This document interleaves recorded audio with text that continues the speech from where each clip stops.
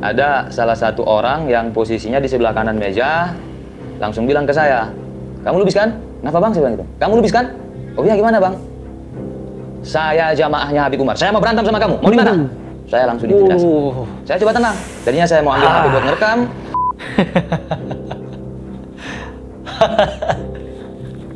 Allahu Akbar. 6 orang datangi 1 orang ngajak ribut.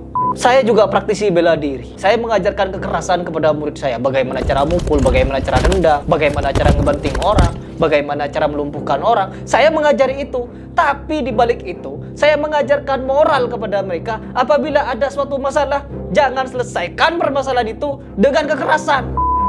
A'udzubillahi minasyaitonirrajim. Bismillahirrahmanirrahim. Inna lillahi wa inna ilaihi raji'un. Teman-teman, ada kabar yang sangat memilukan. Tadi pagi saya nonton live streamingnya TIJ, yang dimana di situ membahas Bung Lubis 212, yang dimana kabarnya beliau mengalami tindakan kekerasan oleh oknum-oknum orang, oknum-oknum apa saya tidak tahu, dimana beliau memberikan statement yang sangat memilukan. Ya, saya nonton live streamingnya TIJ, saya turut prihatin dengan apa yang terjadi. Kabarnya Bung Lubis itu sampai mengalami memar-memar dan lain sebagainya karena ada tindakan kekerasan. Yang kalau saya pribadi, pelaku tindakan kekerasan itu sudah menghilangkan rasa kemanusiaan ya. Yang dimana apabila ada persoalan, ya kalau memang ada delik hukum, ya proses secara hukum. Jangan lakukan dengan tindakan kekerasan seperti itu. Karena di negara hukum yang menunjukkan nilai-nilai kemanusiaan yang adil dan beradab juga dimana termaktub di dalam Pancasila kita. Meskipun kita berbeda-beda, kekerasan bukan jalan utama untuk menyelesaikan masalah. Meskipun kita berbeda-beda, beda pendapat, beda pandangan dan lain sebagainya, ya menyelesaikan masalah bukan dengan kekerasan. Kalau menyelesaikan masalah dengan kekerasan itu, waduh, akan banyak bentrokan nanti di negeri ini ya. Di situ perang karena ada banyaknya perbedaan pendapat. Hujjah harus dibalas dengan hujjah. Di mana saya juga sering memberikan bantahan di video-video saya kepada Habib Fulan. Dan saya melihat bagaimana tanggapan dari netizen-netizen ini.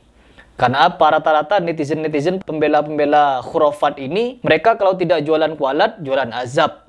Ya, jualan ini, jualan itu. Pokoknya menjual laknat-laknatan di kolom komentar. Sedikit dari mereka yang membuat video untuk memberikan bantahan secara ilmiah. Ya, sedikit. Bahkan kalau mereka membuat bantahan, ya bantahannya cocok logi dan menggunakan hadis-hadis dhaif dan maudhu. Kadang seperti itu. Baik, teman-teman. Di sini biar lebih jelas, biar saya tidak ngelur ngidul di awal, kita coba dengarkan seperti apa klarifikasi dari Bung Lubis 212 agar kita bisa mendengarkan seperti apa kronologi yang ada di lapangan.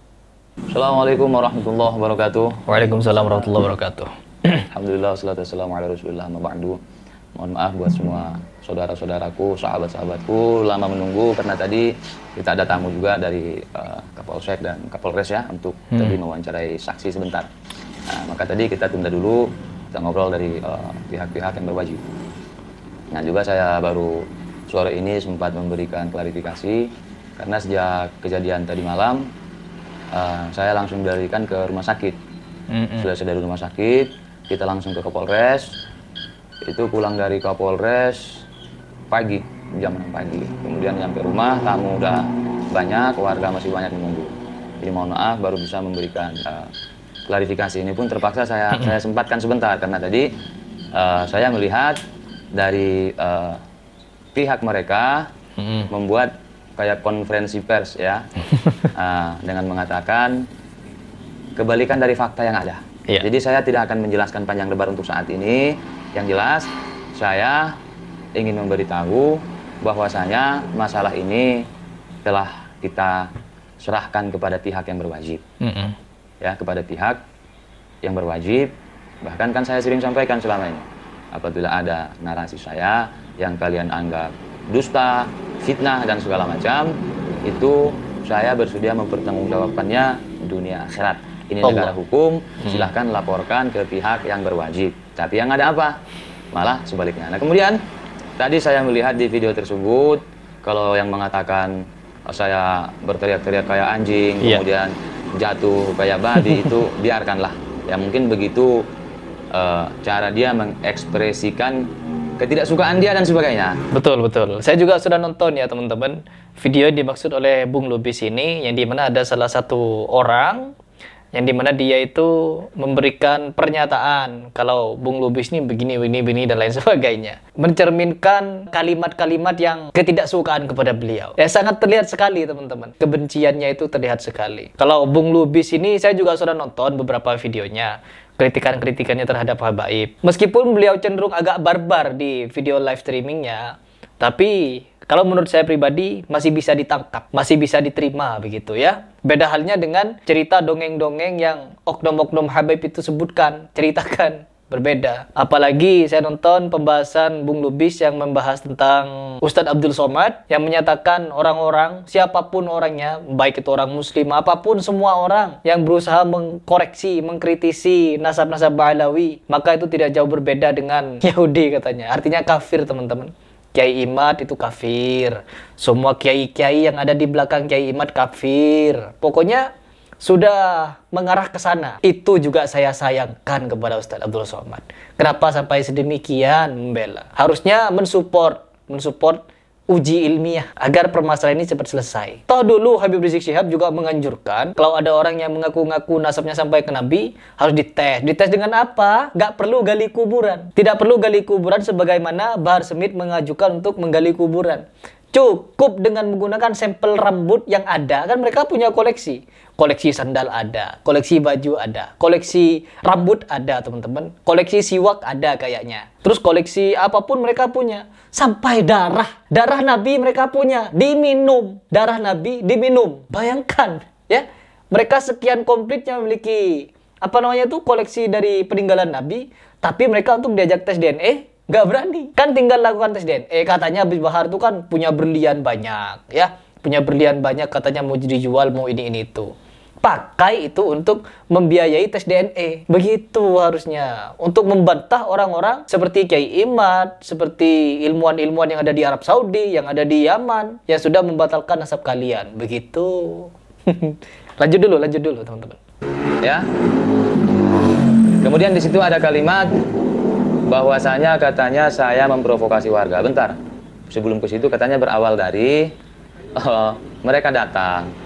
Kemudian begitu si santri muridnya si Umar mengatakan saya santrinya Habib Umar, katanya saya langsung lari mendengar itu. Astagfirullahaladzim. Innalillahi wa inna ilaihi raji'un. Tapi nggak apa-apa. Yang jelas keterangan sudah masuk ke pihak yang berwajib. Tadi malam kita bikin LP, sudah di BAP, sudah selesai semua. Ya Allah. Dan saksi juga ada, saksi yang masuk beberapa orang. Tapi kalau saksi di TKP mungkin bisa dibilang sekampung ini ya Pak. Ya. Tadi malam, kejadian kurang lebih jam 8:30. Nah, tadi malam. Bulan Ramadan. Ini ya semua Allah. Luka memar karena begitu duduk di awal ada salah satu orang yang posisinya di sebelah kanan meja langsung bilang ke saya, "Kamu Lubis kan?" "Kenapa Bang?" Saya bilang gitu. "Kamu Lubis kan?" "Oh iya, gimana Bang?" "Saya jamaahnya Habib Umar. Saya mau berantem sama kamu. Mau di mana?" Saya langsung diintimidasi. Saya coba tenang. Tadinya saya mau ambil HP buat ngerekam, entah video ataupun rekaman pernyataan dia. Cuman karena situasi tidak memungkinkan dan mereka di sekeliling saya tambah ada 2 orang yang berdiri. Ya kan, 2 orang yang berdiri udah siaga. Saya bilang, "Oh nggak bisa begitu Bang. Saya sering sampaikan apa-apa yang saya ucapkan dalam konten saya tanggung jawab dunia." Allah, ya Allah Akbar, Allah Akbar.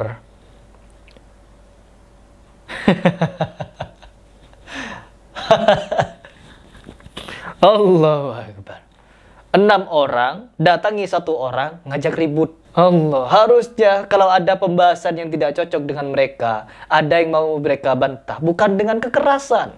Bantah dengan hujah, harus bantah dengan ilmu. Rasulullah SAW mengajarkan kita apabila ada permasalahan, selesaikan dengan musyawarah, bukan dengan baku hantam. Kalau semua masalah diselesaikan dengan baku hantam, maka akan banyak permasalahan yang menimbulkan korban. Nanti Kiai Imad memberikan tesis masalah nasab, langsung didatangi mau dipukul. Waduh, akan ada berapa korban nanti? Ada kiai ini, ada kiai itu. Semuanya ingin mendeklarasi seperti video ini. Video itu memberikan pernyataan, menuntut untuk Bani Balawi melakukan tes DNA. Kabupaten Jember kami keluarga besar Bani Rajang menyatakan sikap. 1. Mendukung penuh terhadap kajian dan penelitian nasab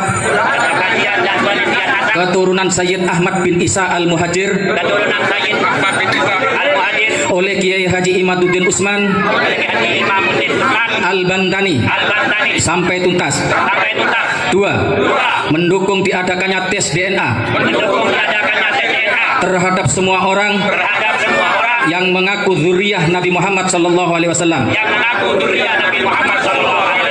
3. Mendukung PBNU untuk selalu bersama pemerintah dalam kemaslahatan umat.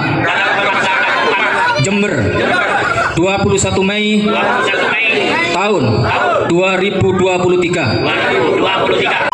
Bahkan orang seperti Kiai Aqil Siraj pun memberikan pernyataan demikian. Kalau kalian Balawi itu tidak sampai nasabnya terputus katanya. Imam Ahmad Al-Muhajir tidak punya putra yang namanya Ubaidillah.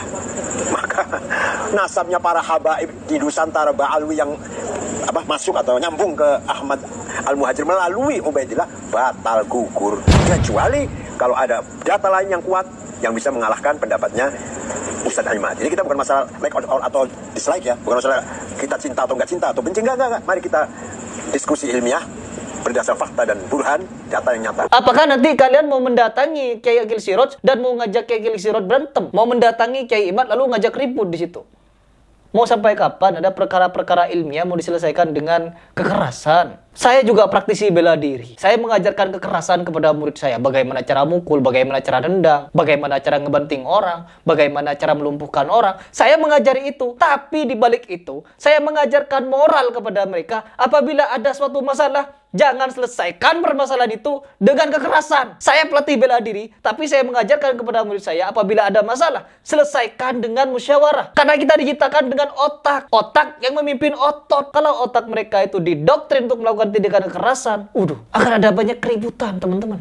Sudah banyak oknum-oknum bela diri, oknum-oknum pesilat yang menggunakan ilmu silatnya untuk tawuran, bentrok sana-sini, lempar-lemparan batu. Bahkan dari tahun 2020 sampai sekarang ini, lebih dari 400 konflik dari perguruan pencak silat. Itu karena apa? Menggunakan pencak silat dalam rangka kekerasan di jalanan. Saya tidak mau seperti itu. Saya mendidik murid-murid saya untuk menghindari kekerasan. Meskipun ada permasalahan yang sedemikian rupa. Agar tidak menimbulkan korban. Kalau seorang pesilat berantem begitu, pasti akan ada korban. Entah pesilat yang akan cedera atau lawannya. Pasti akan ada korban. Kita menghindari korban. Kita menghindari kekerasan. Allah. Apalagi sampai carok. Nanti seperti saya karena mengkritisi beberapa cerita-cerita halu oknum-oknum habaib, lalu saya mau didatangi ditantang carok begitu. Kata Rasulullah SAW, barang siapa yang dimana sesama muslim bertemu, lalu mereka saling menghunuskan pedang dan saling membunuh, kedua-duanya masuk neraka. Ada perintah terbaik dari Nabi Muhammad SAW untuk kita patuhi, kita memilih jalur rimba jatuhnya. Sudah seperti orang yang tidak beragama jatuhnya, teman-teman. Allah. Saya jadi terbawa perasaan juga ya. Karena apa? Orang ini, Bung Lubis ini, mantan muhibbin katanya. Mantan muhibbinnya Bahar Smith. Saya pun juga muhibbin dulu. Saya muhibbinnya Habib Rizik Syihab. Saya dulu membela Habib Rizik mati-matian. Bahkan demo-demo, ya ini ada foto-foto saya nih. Saya dulu ikut demo, teman-teman.